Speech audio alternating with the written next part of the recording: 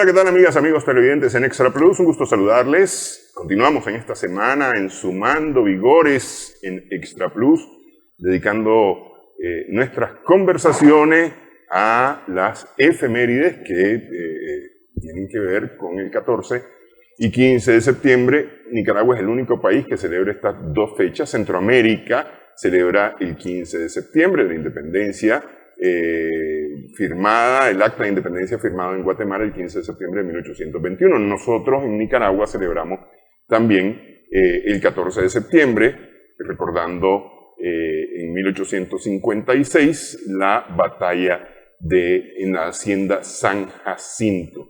Era del municipio de Tipitapa, o más bien era localidad de Tipitapa, estaba dentro de la circunscripción de Tipitapa en 1856 y jugaba un papel importantísimo esa ubicación en cuanto a la comunicación de el occidente, el oriente y el norte del país. Era paso obligado para poder, por ejemplo, todavía hacia los años 30 del siglo XX, la producción minera que se producía en el Caribe norte y en el norte del país, incluso del occidente, pasaba por Tipitapa, llegaba, es decir, digamos, cerca de San Jacinto y llegaba hasta San Francisco el Carnicero, hoy San Francisco el Libre, y desde ahí se embarcaba en el lago de Managua, para que ustedes se den una idea más o menos cómo eran las cosas. Estamos hablando de los años 30, 1930 y algo todavía. Era esa la dinámica, para que ustedes se den una idea de la importancia que tenía San Jacinto. Pero bueno, hoy estamos aquí con el doctor Jorge Eduardo Arellano, miembro de la Academia de Geografía e Historia de Nicaragua, investigador, historiador, con quien justamente hablamos acerca de esto, de la guerra nacional y de el contexto en que se desarrolla la batalla de San Jacinto. Hay quienes opinan que todavía está bajo la lógica de la guerra civil. Hay quienes creen que ya está dentro de la lógica de la guerra nacional por aquello del 12 de septiembre y la firma del pacto providencial. Gracias por estar con nosotros, doctor. Empecemos hablando del contexto, porque es decir, hay que ubicar a Nicaragua en el tiempo y el espacio. Sí. Está Estados Unidos, está Inglaterra, está el resto de Centroamérica y están los intereses de Nicaragua y los intereses particulares dentro de Nicaragua. Hay dos fuerzas o dos fenómenos que se conjugaron para hacer posible la batalla de San Jacinto. Primero es el expansionismo de los Estados Unidos, ¿verdad? Y dentro de ese expansionismo están los filibusteros, ¿verdad? Y ese expansionismo tenía otras manifestaciones más fuertes. La compra de la Luisiana a los franceses, otra compra a Fernando VII de España, la Florida, la anexión de Texas, la guerra de conquista de México, es una guerra de 1846 a 1848, en la cual la mitad del territorio mexicano es usurpado por los Estados Unidos como trofeo de victoria, y está el filibusterismo.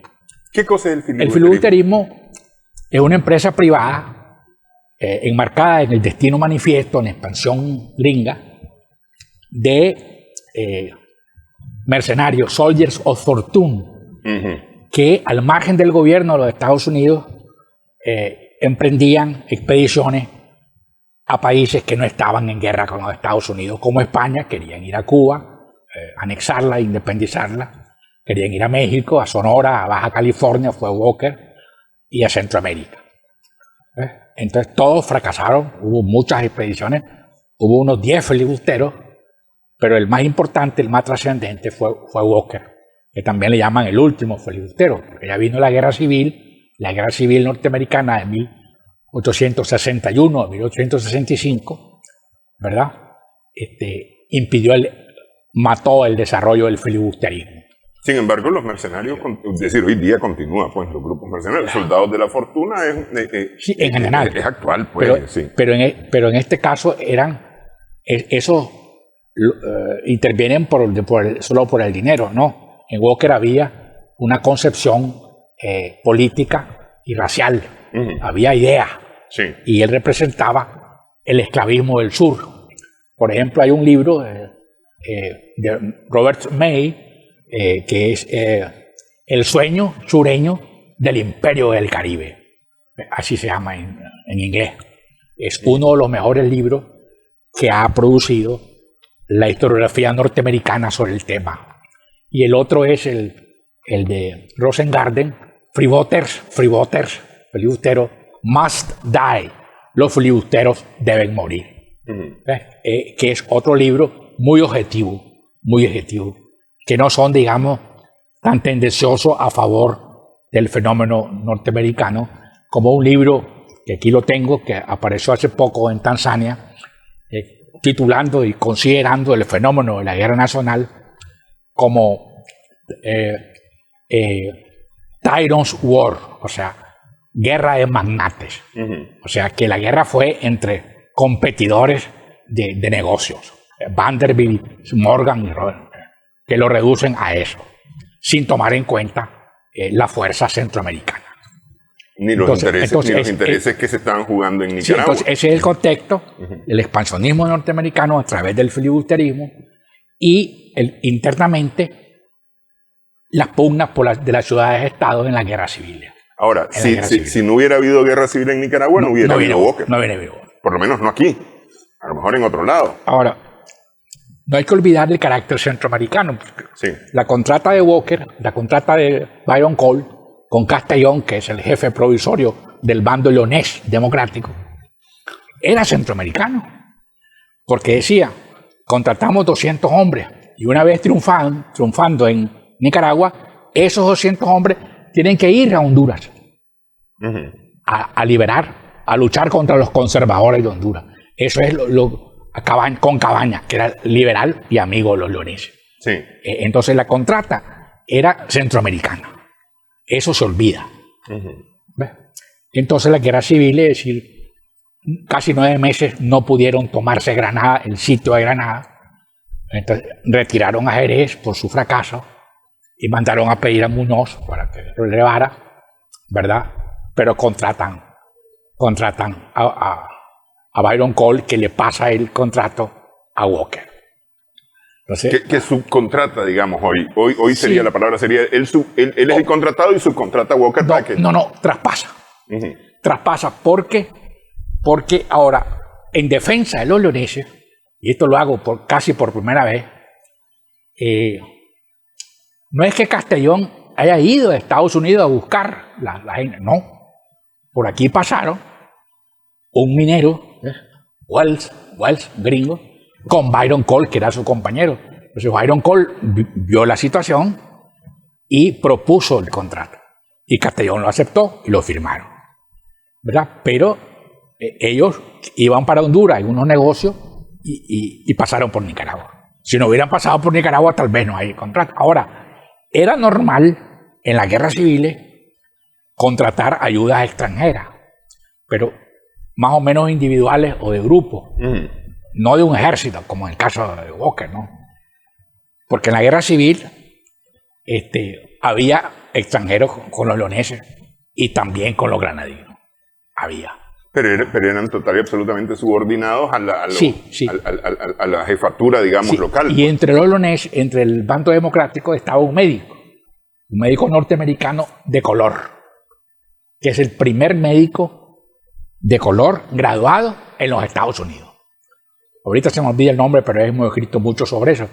Y muere en el sitio de Granada, en la guerra civil, porque se metió a una caraboya con un rifle y un cañonazo de otro gringo, pero que estaba con los granadinos, lo mató. De un cañonazo, murió de un cañonazo. Interesante eso. Sí. Ok,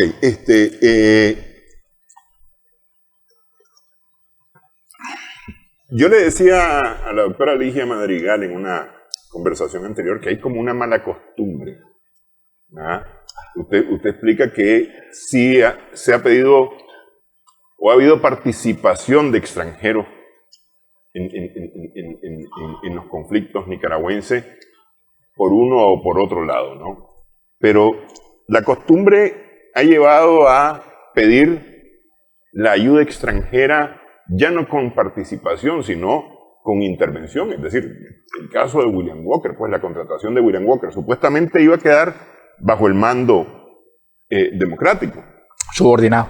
Subordinado. Pero no fue así. Pero se agarró el volado. Más tarde ya se pide abiertamente el ingreso de tropas norteamericanas.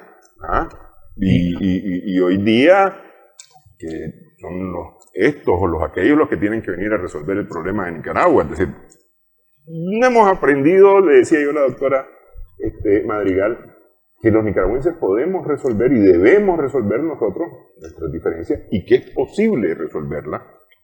El Pacto Providencial es muestra de que que puede haber un acuerdo de convivencia, un acuerdo de trabajo, un acuerdo para ir adelante. Pero tenemos esa mala costumbre, nunca. No sé si en otros países tendrán esas mismas malas costumbres, pero esta es una mala costumbre. Bueno, es que cada generación o cada época pues tiene condiciones diferentes, ¿comprendes?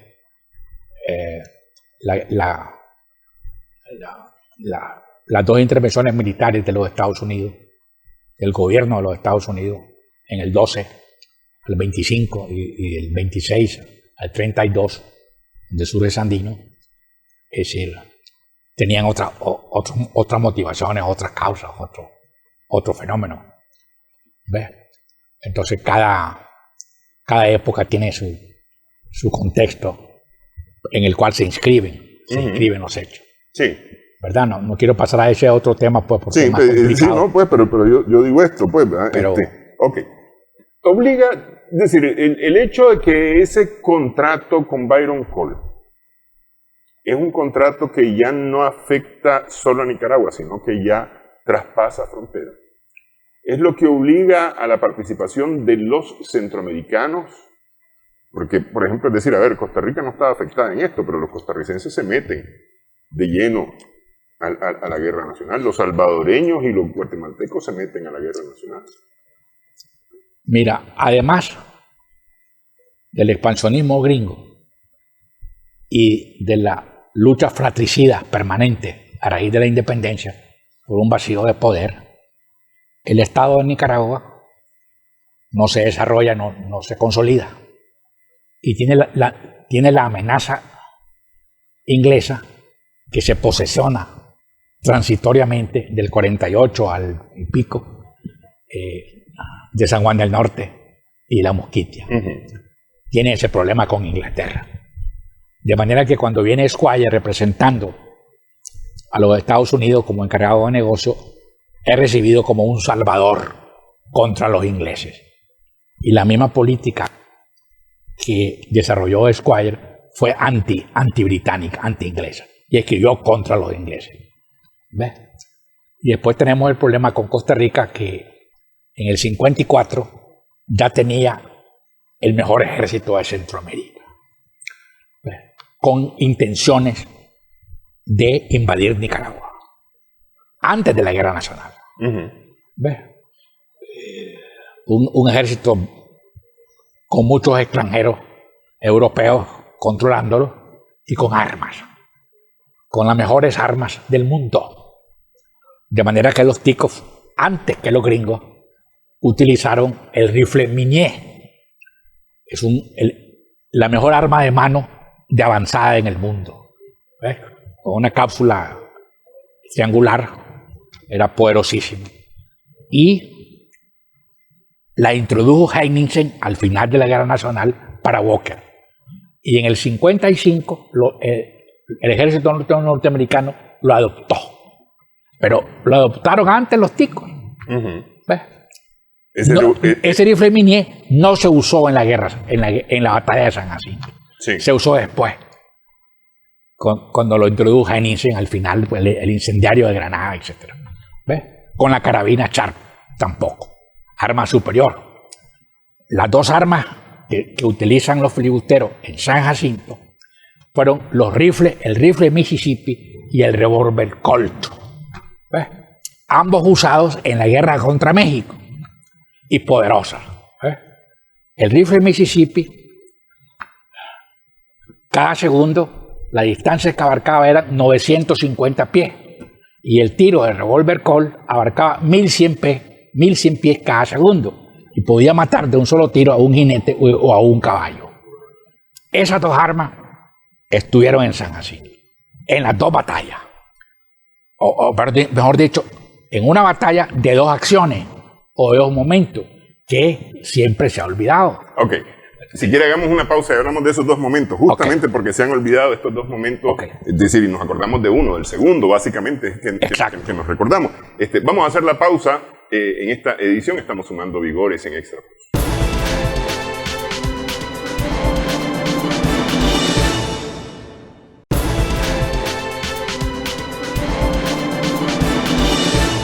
Continuamos en esta edición Sumando Vigores con el doctor Jorge Eduardo Arellano. Estamos conversando en esta edición San Jacinto.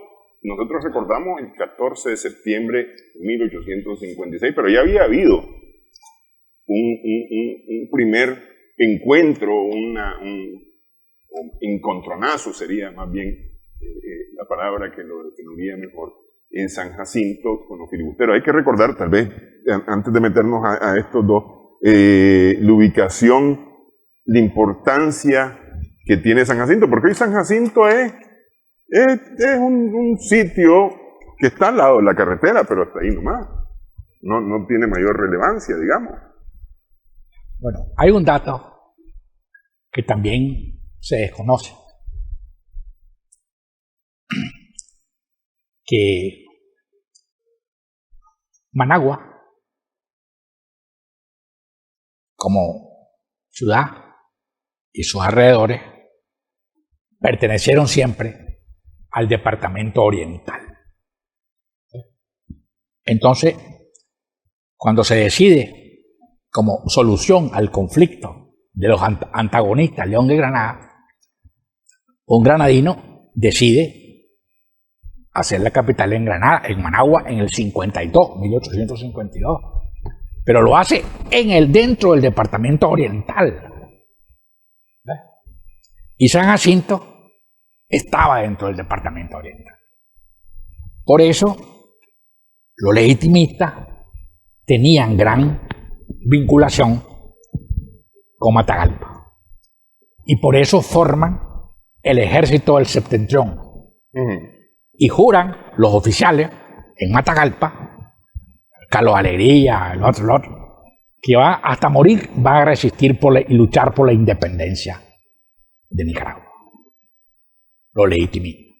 Entonces, al mando de Martínez, después Chamorro, y en tercer lugar, el coronel José Lora Estrada, también le ponen general. No, era coronel. ¿Ves? En la ciudad de San Jacinto dice general, no. Eso fue muy posterior. Sí.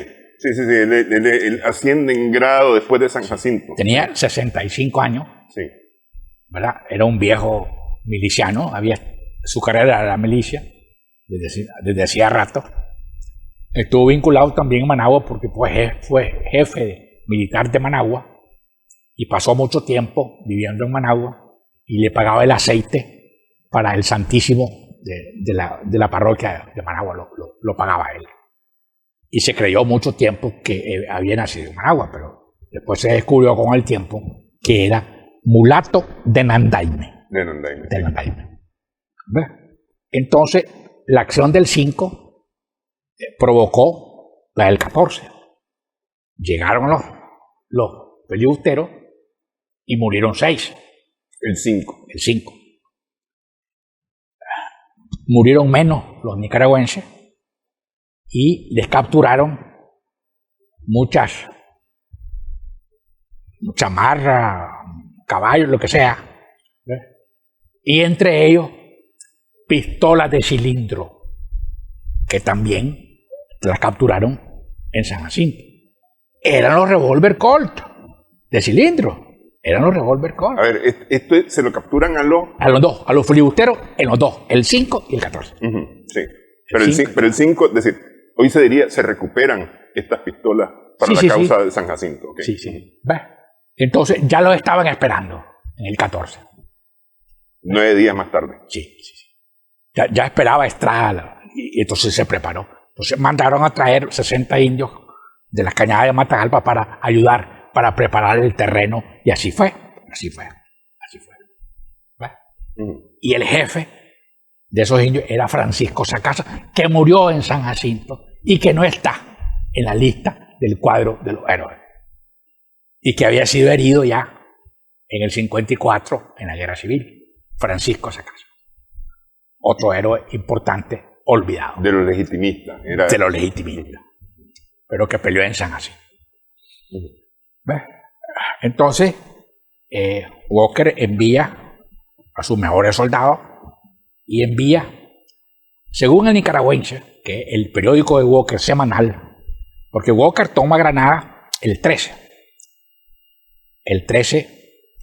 de octubre del 55. Y el 20, 7 días después, funda el Nicaragüense, el periódico. Sí. Hay que recordar que William Walker era además periodista. Claro, él sabía.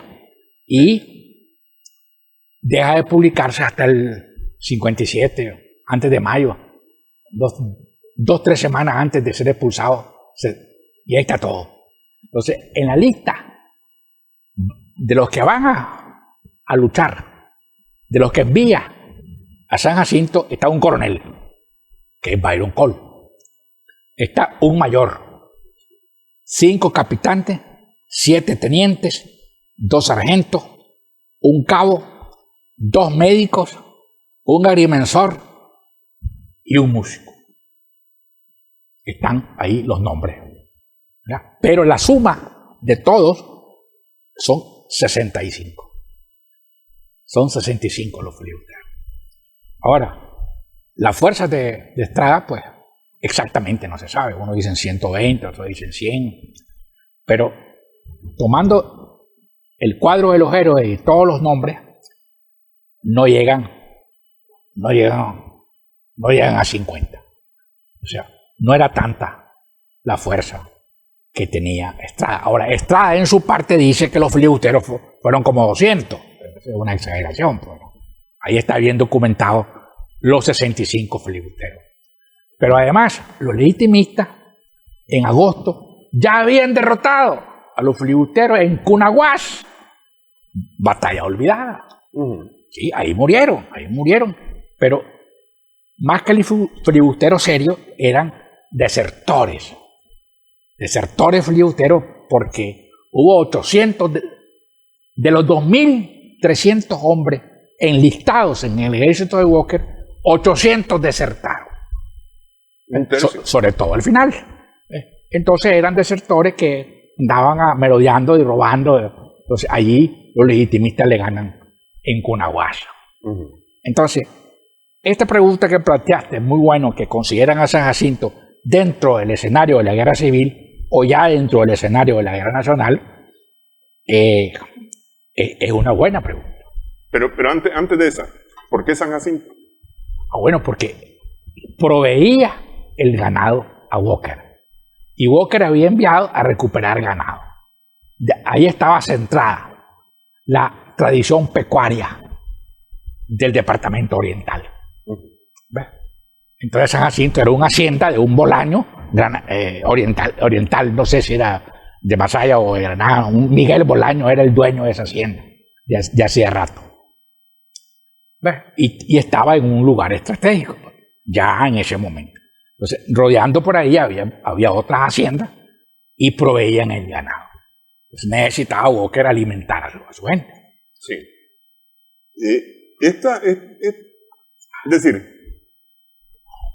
ya hay una primera el día 5, si no me equivoco, viernes 5 de septiembre de 1856, 9 días más tarde, el domingo. El domingo, 14.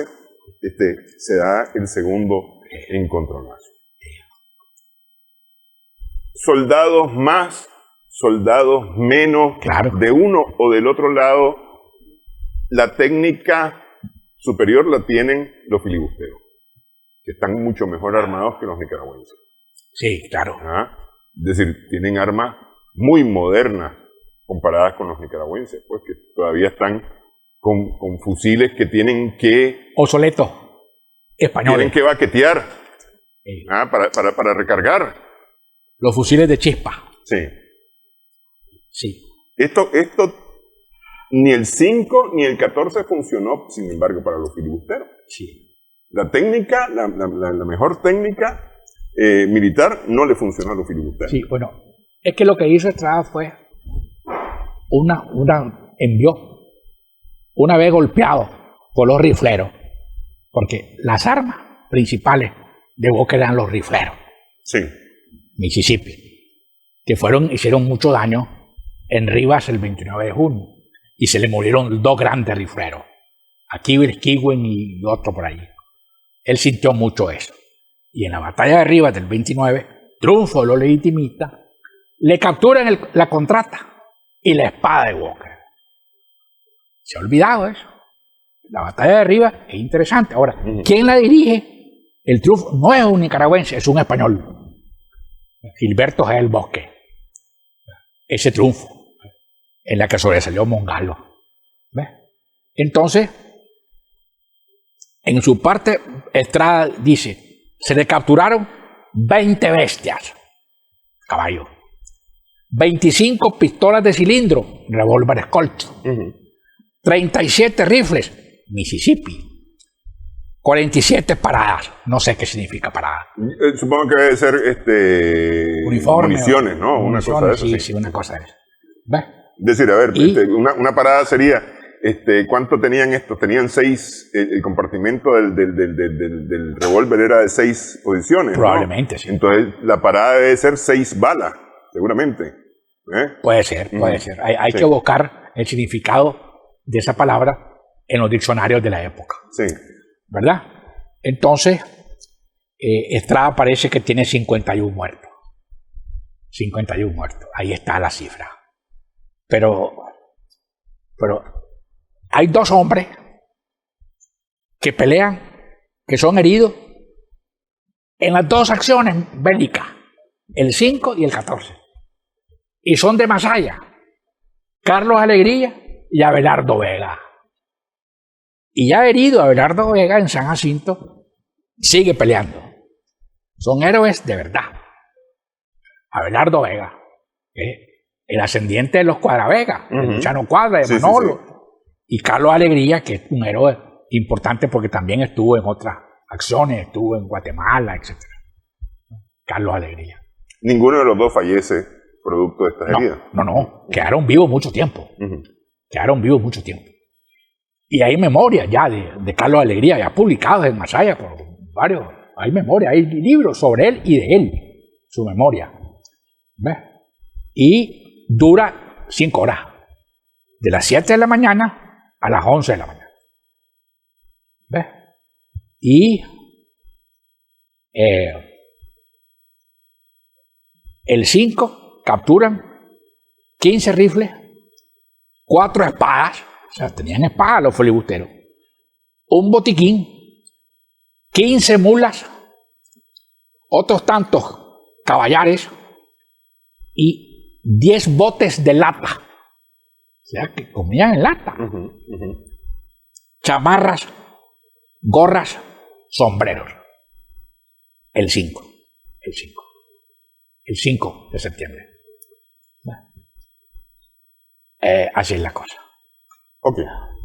Vamos a hacer nuevamente pausa en esta edición. Estamos conversando con el doctor Jorge Eduardo Arellano.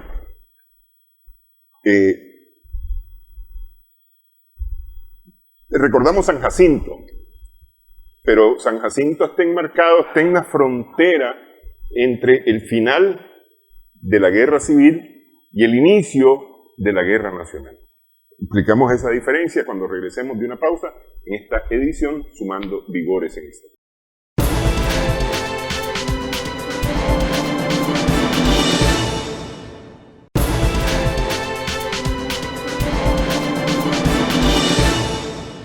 Continuamos en esta edición Sumando Vigores. Estamos conversando con el doctor Jorge Eduardo Arellano.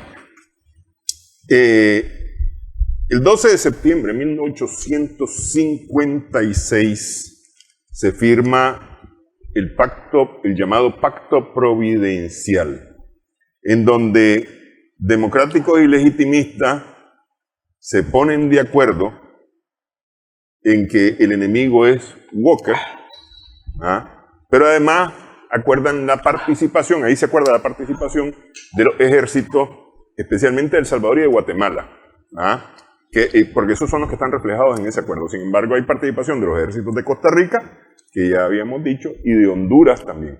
Es decir, termina la guerra civil y empieza la guerra nacional. Sí. Hoy día no hemos terminado de firmar un pacto de tal magnitud cuando ya todo el mundo sabe qué es lo que dice y quiénes lo firmamos. Hoy día.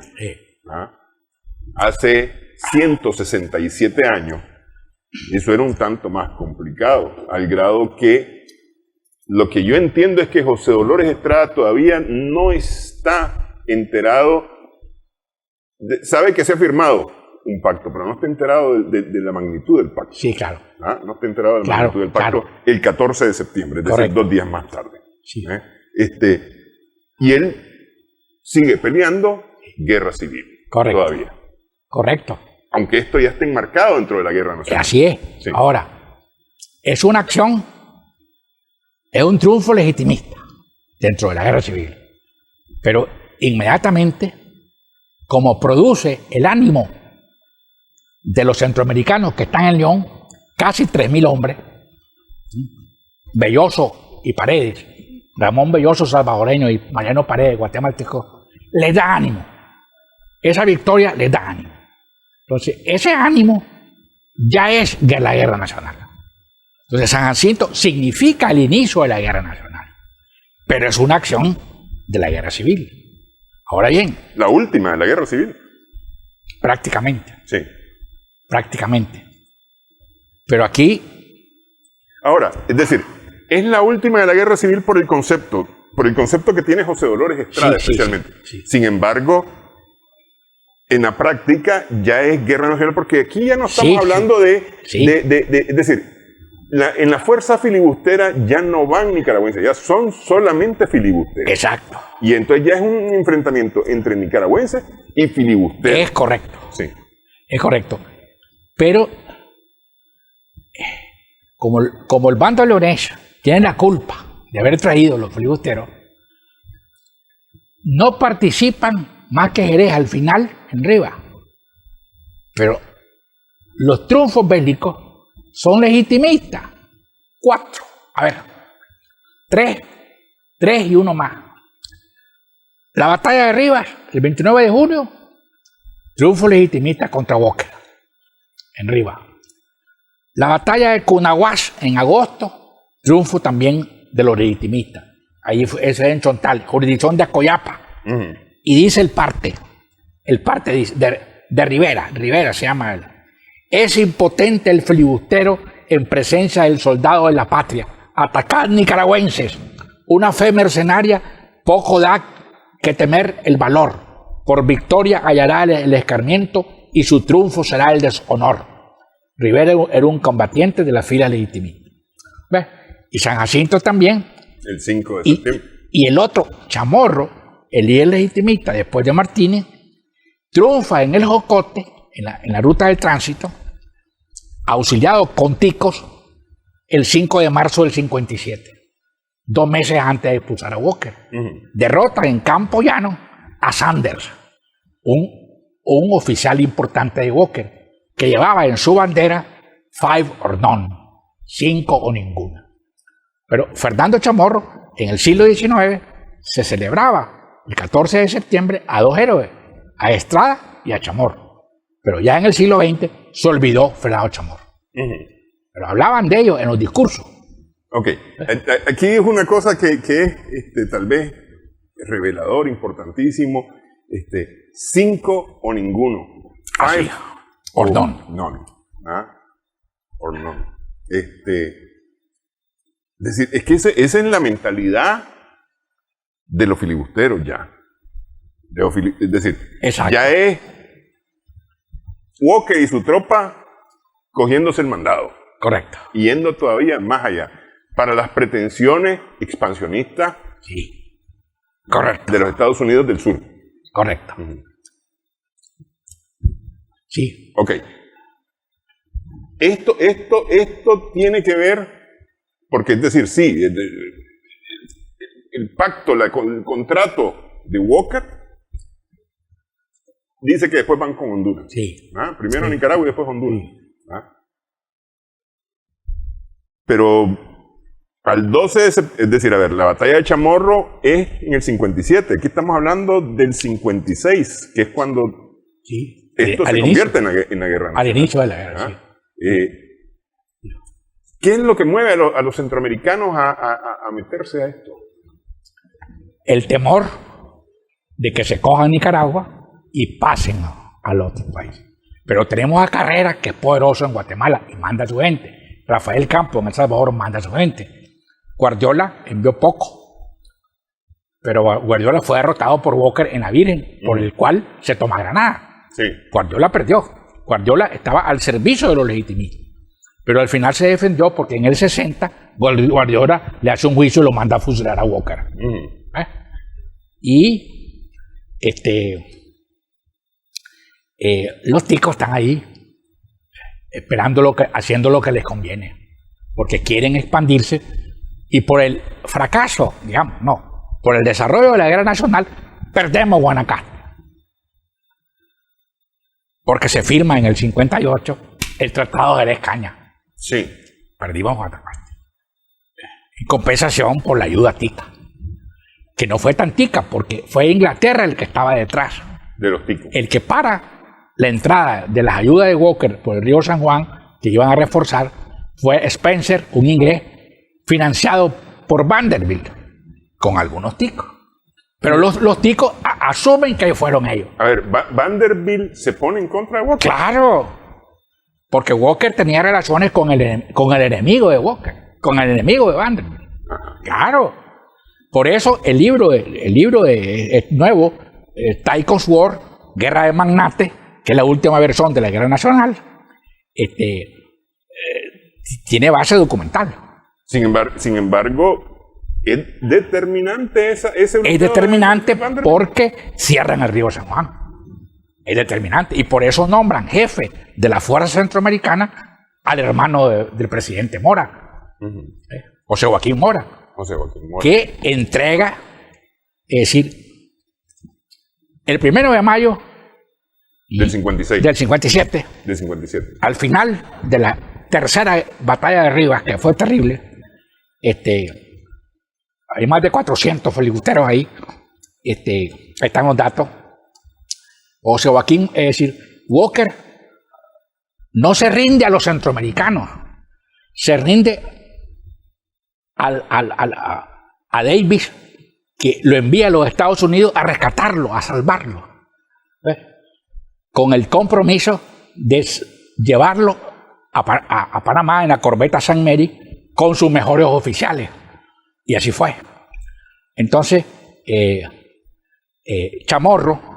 Fernando Chamorro y algunos otros más, Martínez, etc., le exigían a Mora que obligara a Walker a firmar diciendo que no iba a volver nunca más. Y José Joaquín Mora no quiso. Aceptó en una carta el arreglo, la mediación que le podía llamar de Davis, enviado por el gobierno de los Estados Unidos con Walker. Entonces Walker se rinde a un oficial norteamericano, se rinde a su patria, no se rinde a los centroamericanos. Oficialmente no triunfamos con Walker, porque no hubo rendición. A ver, formalmente, diría yo, formalmente no hay una victoria. Lo expulsamos, pero no hay una confirmación documental oficial de su rendición. Él se rinde a los Estados Unidos. O sea, no lo derrotan. Se rinde a los Estados Unidos. Se rinde a los Estados Unidos. Pero ¿qué le rinde a los Estados Unidos si él no está es en que conflicto? le salvan la vida. No por eso, pero es decir, ¿qué es lo que se rinde ante Estados Unidos? Porque Estados Unidos, él no está en conflicto con Estados Unidos. Sí, pero es que lo mandan a rescatarlo. Por eso, y él a Davis le dice, bueno, perdí en Nicaragua, ya no vuelvo a Nicaragua. ¿Qué es lo que le rinde a Estados Unidos? ¿Qué? No, él acepta las condiciones de trasladarlo. Y va a Panamá y va a Nueva Orleans. Y en Nueva Orleans lo reciben como héroe de la nación. Sí, por ahí vi una publicación norteamericana, justamente donde entonces José Joaquín Mora ya venía del Salvador Barrio con un enorme ejército para destruir a Walker. Pero dice, yo quiero tener la gloria y no aceptó.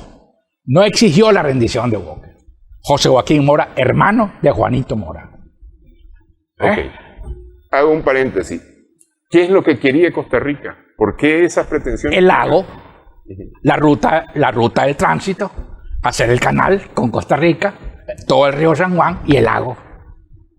Desde hace rato. Sin embargo, el Tratado Cañas-Jerez no les dio gusto. Sí le dio gusto. Claro. Fue una derrota nicaragüense. Claro. Pero no obtuvieron el lago. Es decir, obtuvieron navegación sobre el San Juan, pero no el lago. Pero eso implicaba la presencia. Ok, vamos, pausa nuevamente en esta edición. Dos personajes importantes, José Dolores Estrada y el propio William Walker.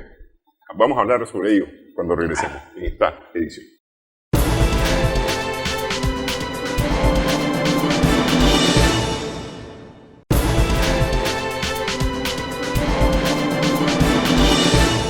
Continuamos en esta edición, estamos sumando vigores en Extra Plus. José Dolores Estrada, coronel en aquel momento, elevado luego al rango de general. Él tenía expertise, tenía conocimiento del arte militar. Es decir, él dirige esta tropa ya no como un hacendado, sino realmente como un jefe militar, cosa que era relativamente rara, porque la mayoría de los ejércitos estaba compuesta o estaba dirigido por los mismos hacendados, no necesariamente con experiencia militar. Había cierta organización militar, había mucha milicia. El que inventó los ejércitos fue Trinidad Muñoz, que llegó en el 44 con Malespín e incendió León, Malespín, en la guerra morazánica. Y ahí formó una academia militar. Muñoz era militar, graduado. Estuvo en México, etcétera, etcétera. Estrada, pues, se había incorporado a la milicia colonial, que eran en manos de los mulatos. Él era mulato, era propietario menor, nunca tuvo casa propia. Al final, cuando era secretario de don Faustino Arellano, mi bisabuelo, él le regaló una casa. Él vivía con hermanas, él fue soltero, tenía 2 hermanas. Y no dejó descendencia. No dejó descendencia. Y nunca se casó, aunque tuvo una novia, y en la única foto que existe de él, detrás hay una dedicatoria a mi adorada fulanita tal, que estaba en la hacienda, pero ya no está, la están restaurando, esa foto grande, una fotografía, la única verdadera de él.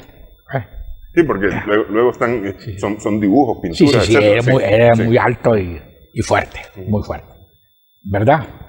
Entonces, no era inculto, porque la redacción del parte te revela una buena pluma, al rayar del alma, una escritura bien, pero no era un hombre de ideas, era de principio. Y como creía en la cuestión política, en la no reelección, cuando Martínez, su gran jefe, años después, se quiere reelegir, él se opone. Y se opone con Chamorro, con Fernando Chamorro, y se van de Nicaragua. O Martínez los expulsa y les quita los grados. A Estrada lo reconocieron inmediatamente. Después del triunfo de San Jacinto, los ejércitos centroamericanos lo reconocieron. Le dieron varios reconocimientos. O sea, no es un invento como Juan Santamaría que lo inventaron en Costa Rica. No, siempre fue real. Y el culto al San Jacinto comienza en el 1860, por suscripción pública en Managua. Ahí comienza a celebrar el 14 de septiembre. Muy temprano. No. Y después sigue todo el siglo XIX. Siempre 14 y 15, se celebran 14 y 15, siempre. En Rivas, en Managua, en Granada, en León. Hay muchas celebraciones en León. ¿Ves? Y Walker es una cosa extraordinaria. Los libros gringos sobre él pues son muy amplios. Hay un famoso Carr que lo estudia muy bien y que Bolaño Geyer lo plagió. Allí demostró que su personalidad era muy conflictiva y que tenía el complejo de Edipo. Walker. Esa tesis también la desarrolla Bolaño Geyer, pero la inventó o la demostró, la inició Carr en 2 tomos en el 64. Albert Carr. Ese es el mayor apologista gringo de Walker. Los otros no. Rosengarten y el otro pues son más o menos objetivos. Y Scruggs, etcétera, etcétera. Entonces, para conocer a Walker hay que leer su libro The War en Nicaragua, la guerra en Nicaragua. Sí. Está muy bien escrito, muy bien hecho. Está su pensamiento, ¿verdad? La justificación de la esclavitud, etcétera, del destino manifiesto, el derecho que tienen los que llegan a otras tierras no desarrolladas para desarrollarlas, etcétera, etcétera. Toda la mentalidad de la época. ¿Ves? Y hay mucha producción literaria. Ahora, pero el país que más ha escrito sobre Walker no es Nicaragua, es Costa Rica. Los costarricenses creen que la guerra fue entre Walker y Mora. Nada más. No existe Nicaragua. En el Museo de Alajuela, y yo lo revisé, rincón por rincón, aparece San Jacinto, aparecen otras cosas, pero conciben Mora, Walker. Pero se ha escrito mucha literatura, mucha novela, mucha creación literaria y mucha bibliografía documental en Costa Rica. Supongo que más que en Nicaragua. Más que en Nicaragua, hasta Alejandro Bolaño Geyer. Porque el máximo especialista a nivel mundial es Bolaño Geyer. Tiene 6 tomos en inglés de 1000 páginas cada uno, pasó toda su vida en eso, ¿verdad? Pero también en Estados Unidos hay bastante literatura. Y lo más valioso fueron los coetáneos. Jemison, los que pelearon con él, pues, son buenos testimonios y bastante objetivos, ¿verdad? Reconocen el valor de los nicaragüenses y de los centroamericanos, etcétera, etcétera. Entonces, la bibliografía es inmensa. En los últimos años, además de Bolaño Geyer, existe en el 2015 un libro de Aldo Díaz que se llama La Guerra Nacional o Misiones Históricas. O sea, lo que no se ha todavía escrito. Por ejemplo, dice la iglesia. ¿Qué hizo la iglesia ante Walker? No hay nada escrito. Etcétera, etcétera. Solamente aquel sermón en Granada. Y reclama la valoración de los campistas mestizos, sobre todo de Faustino Salmerón, que mata en San Ildefonso a Byron Cole. ¿Ves? Faustino Salmerón se ha olvidado. Y Joaquín Artola y el otro, etcétera, etcétera. En la lista de los cuadros de los héroes, ahí están esos nombres que son importantes y que hay que reconocer. Pero en el 19, este libro que presenté en Costa Rica, es actualizado y es lo mínimo que se debe conocer sobre esa época. Porque están todos los libros bien aprovechados, ¿ves? Sobre la Guerra Nacional. Después no hay otro libro nuevo sobre la Guerra Nacional. Ok. No quiero cerrar sin terminar hablando de Walker un poquito. Walker ya está acosado, está empujado prácticamente contra la pared, ¿verdad? Pudo haber firmado su capitulación, pudo haber sido muerto, porque los enfrentamientos estaban ya, es decir, estaba en la última. Cuando aparece esa fragata con el capitán Davis y lo rescatan. Se permite, los costarricenses permiten que lo rescaten. Sí. Vuelve 2 veces a Centroamérica. Sí, hasta que a la tercera fracasa en Honduras y le hacen un juicio. No fue... Lo entregan los ingleses. Los ingleses lo entregan. Le hacen un juicio de que dura 15 días y el que lo acompaña es un cura. Es un cura nicaragüense, de León. Que se llama Zapata. Zapata, sí. Zapata, es interesante. Estuvo un cura nicaragüense ahí. Pero hay cierto reconocimiento de los militares centroamericanos, no de Mora, no de Joaquín Mora, a Walker. Porque Zavala, jefe de las tropas, porque en Paredes había muerto, Zavala, jefe de las tropas guatemaltecas, lo escolta, lo lleva de arriba a San Juan del Sur y le regala una Biblia. Antes de subirse a la fragata de Davis. Sí. Entonces, eso está interesante todavía.